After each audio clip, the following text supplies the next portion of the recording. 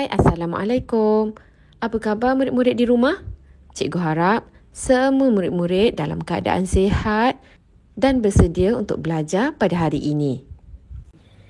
Bagi mata pelajaran Bahasa Melayu tahun 4, kita akan lihat tajuk kita sapaan mesra, iaitu kata majmuk bebas.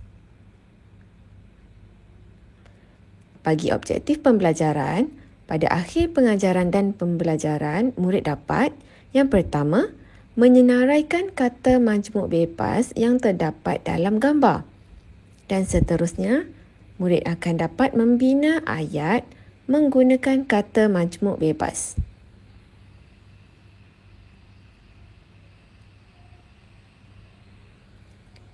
Bagi aktiviti yang pertama, murid-murid perlu membaca dan memahami maklumat berdasarkan dialog dan gambar.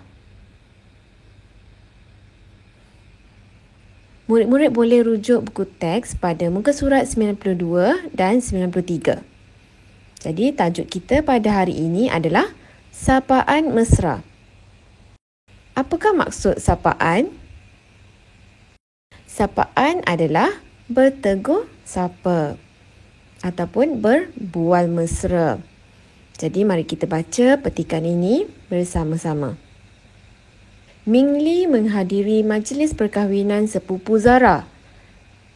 Zara memperkenalkan saudara maranya kepada Ming Li. Jadi, kalau murid-murid lihat dalam gambar, ini adalah situasi dan keadaan dalam majlis perkahwinan sepupu Zara. Jadi, Ming Li bertegur sapa dengan Zara. Mari kita baca dialog mereka berdua. Min Li, inilah keluarga saya. Wah, ramainya. Siapakah mereka, Zara?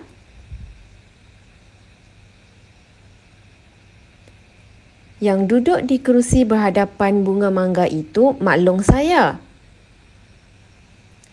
Cuba murid-murid lihat. Di bahagian kanan gambar, itu merupakan maklong Zara yang duduk berhadapan dengan bunga mangga. Seterusnya, kita sambung lagi dialog ini. Mak ngah saya pula yang sedang sibuk menghidangkan nasi minyak. Cuba murid-murid lihat. Yang manakah mak ngah Zara? Ya, yang sedang menghidangkan nasi minyak kepada pengantin. Itu adalah mak ngah Zara. Seterusnya, yang sedang mengangkat dulang air itu Pak Su saya. Pak Su Zara sedang mengangkat dulang yang berisi air sirap. Siapakah tuan rumah majlis ini, Zara? Pak Lang saya tuan rumah ini, Min Li. Jadi yang mana Pak Lang Zara? Pak Lang Zara adalah yang sedang bersalam dengan tetamu yang hadir ke majlis perkahwinan anaknya. Jadi murid-murid boleh lihat dalam gambar ini sangat meriah dan situasinya agak sibuk kerana masing-masing sedang menjamu selera dan bertegur sapa sesama tetamu. Jadi di majlis perkahwinan ini ada ramai saudara mara Zara yang mengunjungi dan menghadirkan ke majlis perkahwinan sepupu Zara. Baiklah murid-murid, seterusnya mari kita lihat aktiviti yang kedua, iaitu mengenal pasti kata majmuk bebas dalam gambar. Sebelum itu, kita lihat apakah yang dimaksudkan kata majmuk bebas. Kata majmuk bebas ialah dua kata dasar yang dirangkaikan untuk membentuk satu perkataan baharu yang ditulis secara terpisah. Mari kita lihat contoh-contoh kata majmuk. Antaranya adalah bunga mangga. Di sini terdapat dua kata dasar dan menjadi satu perkataan. Juga menjadi satu maksud yang lain dan ditulis secara terpisah. Ini merupakan kata majmuk bebas. Contoh yang kedua, nasi minyak. Kata dasar yang pertama adalah nasi dan kata dasar yang kedua adalah minyak dan digabungkan menjadi satu maksud iaitu nasi minyak. Seterusnya, dulang air, kerusi roda, beg tangan dan juga ibu jari. Baiklah, kita rujuk dalam buku teks muka surat 92 dan 93. Dalam gambar ini terdapat banyak kata majmuk bebas.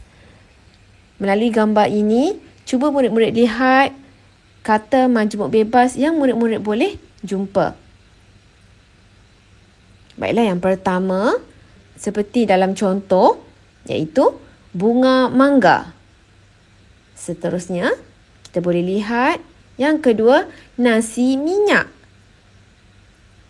Yang ketiga pula, dulang air, iaitu Pak Su Zara mengangkat dulang air. Seterusnya pula, kerusi roda. Kelihatan seorang nenek sedang menyorong kerusi roda datuk.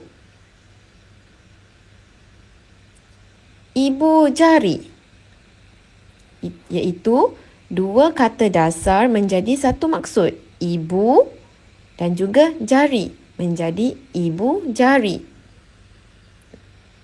Seterusnya pula, cermin mata. Gelang tangan. Seorang tetamu memakai gelang tangan. Seterusnya, beg tangan. Buah tangan. Baju kemeja.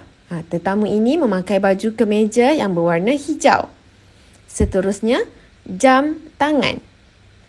Terdapat dua kata dasar iaitu jam dan juga tangan menjadi jam tangan.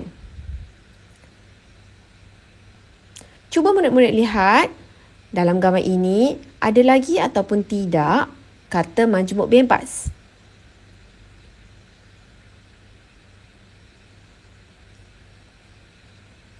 Apakah yang ditunjukkan anak panah itu? Itu adalah pintu pagar. Dua kata dasar yang digabungkan menjadi satu maksud ataupun satu perkataan baharu. Pintu pagar.